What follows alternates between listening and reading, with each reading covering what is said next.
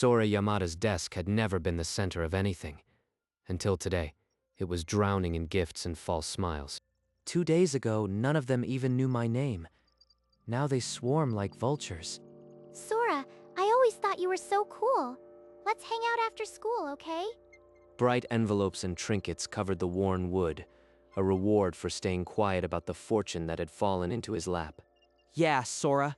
We should totally grab ramen sometime. I know this great place. Sweat drops on their foreheads. They were nervous pretending, and the cracks were already showing. You're the talk of the whole school, you know? Everyone wishes they were you. Is that so? 1 week ago, Sora Yamada had won the record-breaking regional lottery. Not a single classmate knew. So why were they all suddenly acting like friends I never had? Before the fortune, before the swarm, Sora Yamada's life was measured in night shifts and silence. He scanned bento codes till dawn, earning just enough to keep the lights on. Look at Yamada, dead asleep again. Bet he was up all night playing games or something. Who cares? It's not like he matters. Just the quiet loser who nobody notices. The laughter was always there, a background noise he learned to ignore. After school, he became nurse, cook, and grandson, all in a single cramped room. Thank you for everything, Sora. You shouldn't have to do this alone. Grandpa always said 1 ticket was enough. A single chance. 1 ticket each week. That's all I can afford. Maybe this time. And so the weeks passed, each Friday buying a dream in a paper slip. Then came the Friday when the numbers on the screen matched the ticket in his trembling hand, every single digit. This can't be real. It's the jackpot. The record-breaking jackpot. He withdrew the prize in silence. By Monday, his grandmother was in a private room with a hired caregiver. Sora, how is this possible? The apartment, the nurse. You shouldn't waste your money on me. Don't worry. I've got it covered. Just focus on getting better. He found a modern building where the elevator worked and the windows weren't drafty, a place where his grandmother could breathe without pain. The medicine bottles on the nightstand were now neatly arranged, not hidden in a drawer to save useless hope. I'll keep wearing this same uniform. No one needs to know. Each morning, a black car dropped him 2 streets from the gate, close enough to be glimpsed, far enough to pretend it was nothing. But secrets don't stay buried forever. Someone was watching. The morning it happened, Kenta Tanaka was cutting through the back streets. That's when he saw it. No way that's Yamada's uniform. And that car, that's not a taxi. By the time the first bell rang, Kenta had told 5 people. By lunch, the entire school buzzed. I swear, he got out of a black car worth more than our school. Yamada's loaded. Yamada? That quiet loser? Don't joke around. I'm not joking. Ask anyone. He's been hiding it this whole time. When Sora walked through the gate the next morning, the stairs hit him like a physical weight. So they found out. This is going to be a problem. By afternoon, his desk was no longer his own. It was a display case for false affection. And so the swarm began. The swarm didn't just surround him. It consumed every quiet moment between classes, every lunch break, every walk home. Sora, you have to come to karaoke with us this weekend. My treat. I mean, you're coming, right? Just kidding. They're already positioning themselves to benefit. The vultures have landed. Sora, let me carry that for you. Real friends help each other out, right? We should totally hang out more. Others offered to share notes, share lunch, share secrets, each offer a reminder that yesterday they wouldn't have shared a glance. But in the corner of the classroom, one girl's eyes never joined the party. Hana Suzuki, the transfer student no one paid attention to, seemed to shrink every time he looked her way. Her desk was a fortress of silence. That girl. She's the only one who hasn't said a word. Why does she flinch when I pass? He called her name in the hallway, but she only walked faster, her back a wall he couldn't climb. In the carnival of greed, her avoidance became the one puzzle he couldn't solve, and the first thing in weeks that actually felt real. Sora couldn't let her silence go unanswered. For days he watched, waiting for a moment when she couldn't run away. If she's hiding something, I need to know what it is. I have to corner her. That afternoon, he saw her slip through the side gate, hugging her bag as if it held secrets. He kept his distance, trailing her through alleys until the school felt like another world. She stopped in front of a defunct lottery shop, rusted shutters, faded sign, a ghost of commerce. A lottery shop. Why would she come here? This can't be a coincidence. With a small key, she unlocked the dust-caked door and disappeared into the darkness inside. Through a grimy window, he saw her standing motionless before a wall of faded photographs, her back to him. This place is connected. To me, to the lottery. To something she's been hiding. Stalking an innocent girl? Sora! So unlike the quiet boy we used to know, something you want to share? Yuna. She must have followed me. So she's not just fake, she's dangerous. Don't look so surprised. I'm just curious why our new celebrity is hanging around a dead shop. It's none of your business, Yuna. Go back to pretending we're friends. It's what you're best at. But it is my business. You see, secrets are valuable, and I like valuable things. So what's the girl hiding? Inside, Hannah's hand froze over a dusty photograph. Muffled voices outside made her pulse spike. If Hana comes out now, Yuna will tear her apart. I have to end this. He turned to walk away, but Yuna stepped into his path, her smile sharp as glass. Leaving so soon? I was hoping to meet your mysterious little friend. Does she know about your ticket? The shop door creaked. Hannah stepped into the light, her eyes darting between them. 3 souls, each clutching a secret, stood frozen on the dusty street, none ready for the truth to break the silence. Hannah's eyes, wide with fear, locked onto Yuna's predatory smile. The air thickened with unspoken threats. So you're the little mouse hiding in this dump. What's your connection to the lottery boy? Spill it! I just collect old things. This shop belonged to my family, that's all. Please, I have to go. Her family? Then this shop. It's not just a coincidence. But why does she look terrified? Something doesn't add up. Yuna stepped closer, her voice dripping with false sympathy. Don't be scared, dear. Oh, family? Then you must know about the Yamada family. Old friends, maybe? Or old debts unpaid? Hana flinched as if struck. The word debts hung in the air like a curse, and her fingers trembled. That's enough, Yuna. Whatever her family history is, it's not your concern. Back off. Protective, aren't you? Fine. But remember, secrets have a way of spreading. I'll be watching, Sora. As Yuna sauntered away, Sora felt the net tightening. Hana's silence was no longer just a mystery. It was a ticking bomb threatening to explode. Hana, it's okay. She's gone. But you have to tell me what's really going on. I can't. Please, Sora. You don't understand. If you get involved, it will only make things worse. Worse? What could be worse than the swarm of vultures at school? Something deeper is at play. Before he could press further, Hana turned and rushed back into the dusty shop, the door closing with a hollow thud. The next day at school, the rumor mill churned faster than ever, fueled by Yuna's calculated whispers. Didn't you hear? The transfer girl has some dark family secret, and our lucky lottery boy is right in the middle of it. By second period, Hannah couldn't take a single step without whispers trailing after her like shadows. They're already turning on her, and it's my fault. I have to stop this before she breaks completely. That afternoon, he made a decision. He would corner Hannah after class, and this time, he wouldn't take silence for an answer.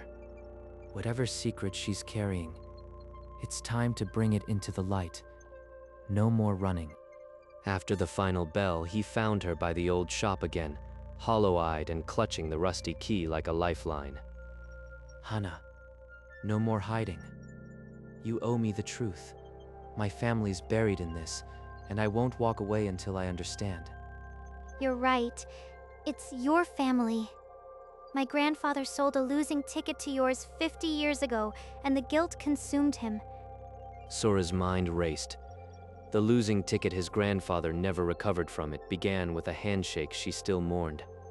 I transferred to your school to watch over you anonymously, to help with your grandmother, to atone. Now that you're rich, my penance is done. She's been silently sacrificing for years because of her grandfather's mistake. But there has to be more. Why are you preparing to disappear? If there's unfinished business, I have a right to know. There's something in your grandmother's apartment, a letter your grandfather wrote. He forgave us years ago.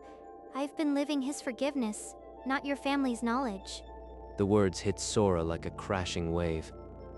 A forgiveness he'd never even known existed. A truth buried in dust. Grandma, what else have you been holding back? I need to find that letter tonight. Sora rushed to the clean apartment where his grandmother now lived, his mind a storm of decades-old debts and a girl's trembling voice. Sora, you're back so late? Is everything all right? You look like you've seen a ghost? Grandma, did Grandpa write a letter before he died? A letter forgiving someone named Suzuki? How?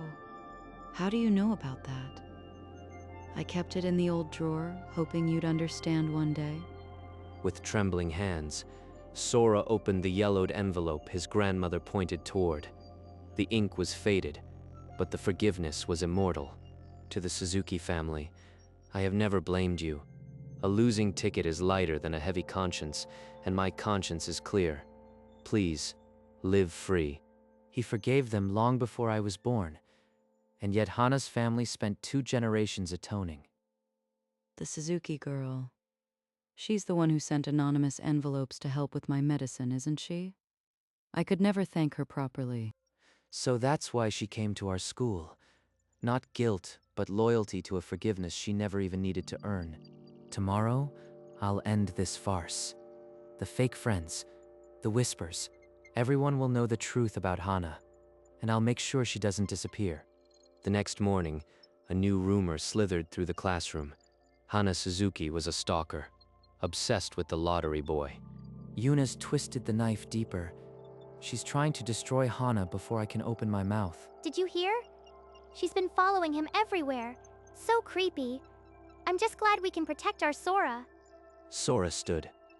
The legs of his chair screeched against the floor, silencing the room. His hand hovered over his pocket. Before this circus digs any deeper, you all need to hear the truth about me, about Hana, and about what you've become. Oh, the truth? That you've been hiding a fortune while secretly meeting a girl from a bankrupt lottery shop? Sounds like a conspiracy. A few students snickered. Kenta looked away, uncomfortable. Hana, at the back, seemed to shrink even smaller. She wants chaos. I'll give them clarity instead, straight from my grandfather's hand. He pulled out the yellowed envelope. The room's murmur died. Even Yuna's smirk flickered. This letter was written 50 years ago. My grandfather forgave Hana's family. She's been silently helping my grandmother ever since. No stalking, just sacrificial loyalty no one here deserves. Yuna's scornful laugh cut the silence. She was losing her grip, and the room felt the shift. How touching. A piece of yellowed paper. You think that proves anything? You're so naive, Sora. Call it fake if you want. The truth doesn't bend to your twisted games. Or maybe she's playing you. That transfer girl latched onto your fortune the moment she heard about it. Gold diggers are everywhere. I never wanted his money. I only wanted to fix a mistake my grandfather couldn't forget. I'm not your enemy. For the first time, Hana's voice was steel, not a whisper. The class stirred, uncertain. If I keep hiding, she'll be eaten alive. But if I expose everything, I lose the only shield I have against them. Sora's hand clenched at his side. The entire room waited, breath held. Then he reached out and took Hana's trembling hand, his fingers locking around hers in front of the silent class. Tomorrow, I'll tell you everything. The lottery, my life before it, and what real loyalty looks like.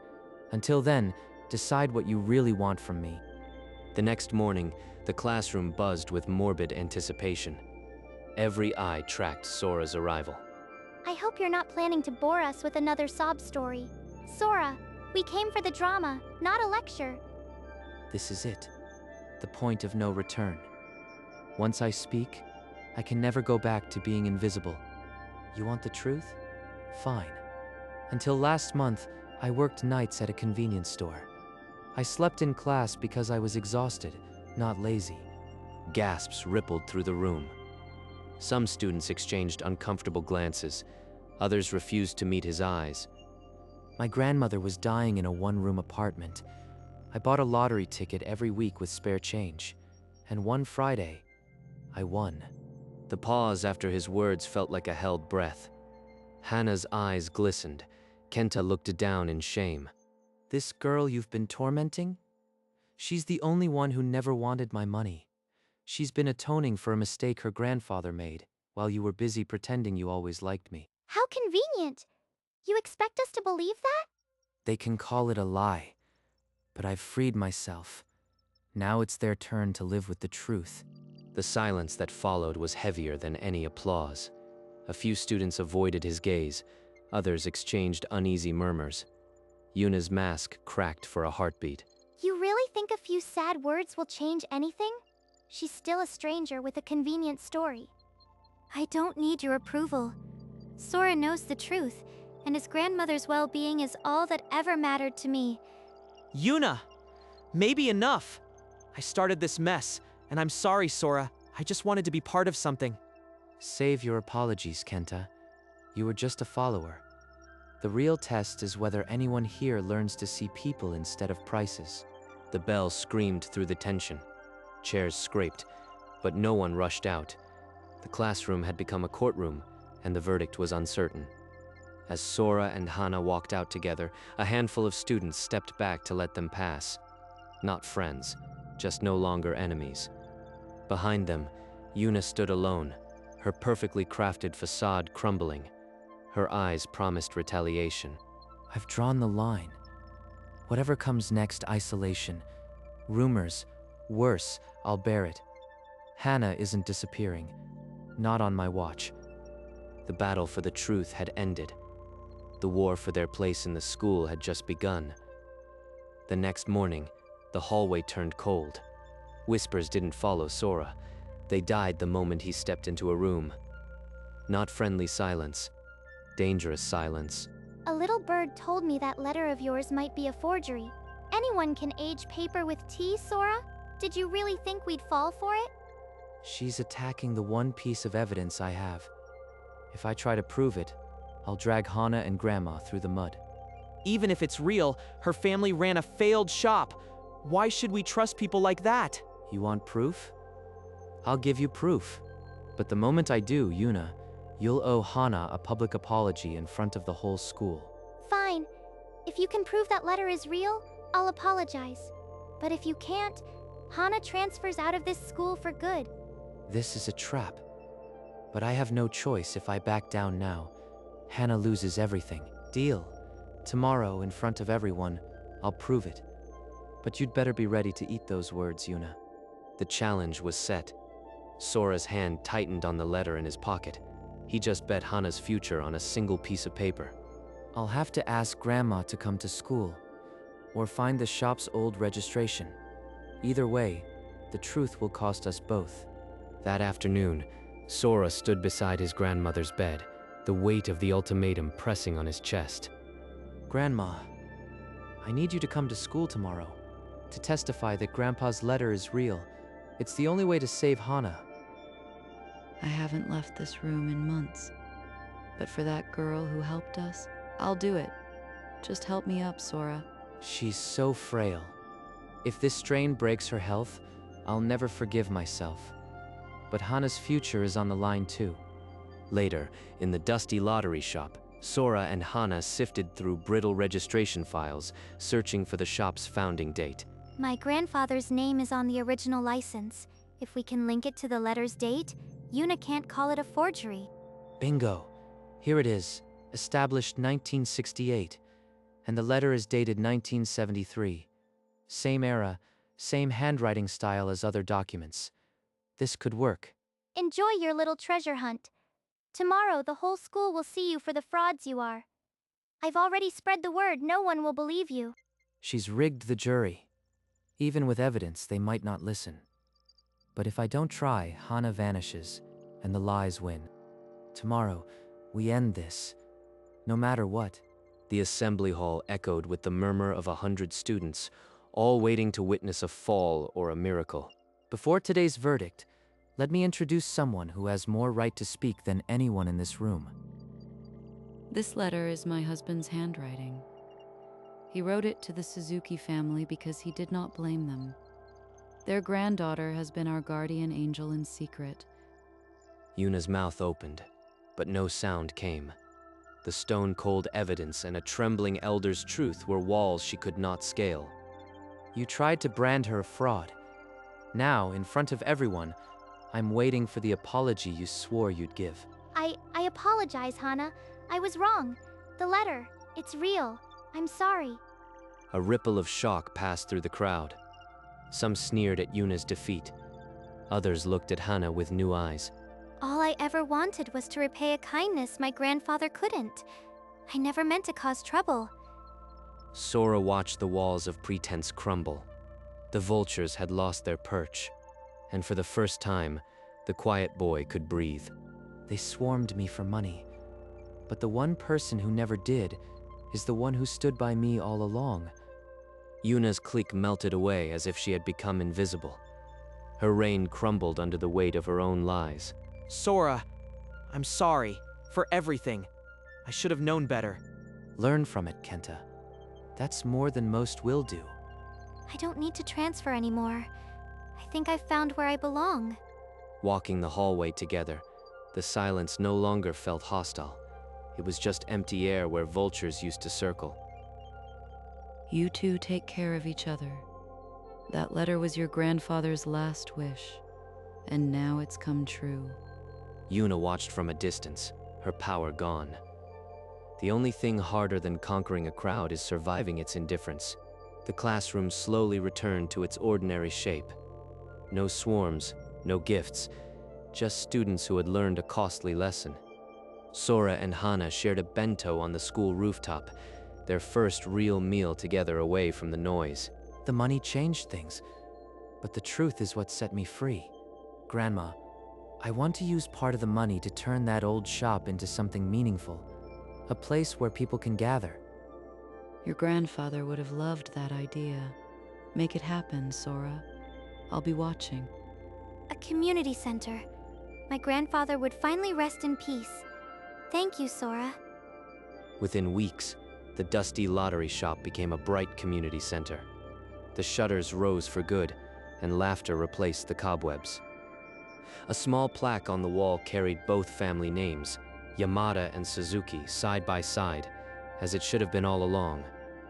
Sora and Hana sat on a bench outside, watching children and elders pass through the door their grandfathers once closed. They're finally together. Not as seller and buyer, but as two men who shared the same weight. And we're together, not because of guilt or money, but because they taught us what honesty means. The vultures had scattered, the masks had fallen, and in their place, something genuine quietly grew. The lottery gave me a ticket. The truth gave me a life. Weeks passed. The school returned to its ordinary rhythm. No crowds, no gifts, just the quiet hum of ordinary life. I walk these halls in the same uniform, but I don't feel invisible anymore. I feel seen. Not as a prize, just as me. The weather's getting colder. Let's stop by the center after school. I promise to help sort donations for the library corner. Sure, I'll drop by to see Grandma first. She keeps asking when you'll visit again. You two have built something beautiful. Your grandfather would say that's worth more than any lottery ticket. At the community center, children chased each other around the bookshelves. The plaque on the wall caught the evening light. Funny, a place that once sold losing tickets now feels like the luckiest building in town. No more losing. Not for either of our families. The sun set behind the center. casting long shadows over the bench where two teenagers sat quietly, needing no words. I once thought winning meant hiding. Turns out it meant finding the courage to let someone in. Months later, the community center had become a heartbeat of the neighborhood.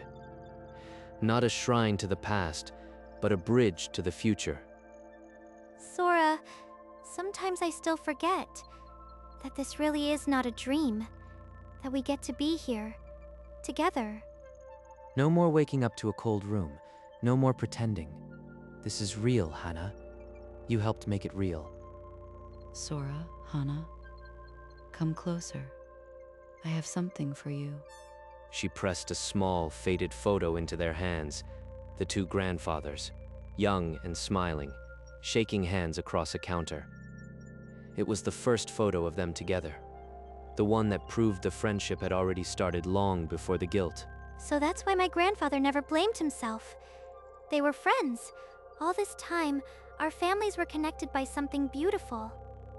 Then this center is not an ending. It's a continuation of a friendship that should have never been hidden. As night fell, the center's lights stayed on, a beacon on a street where two boys once dreamed of winning.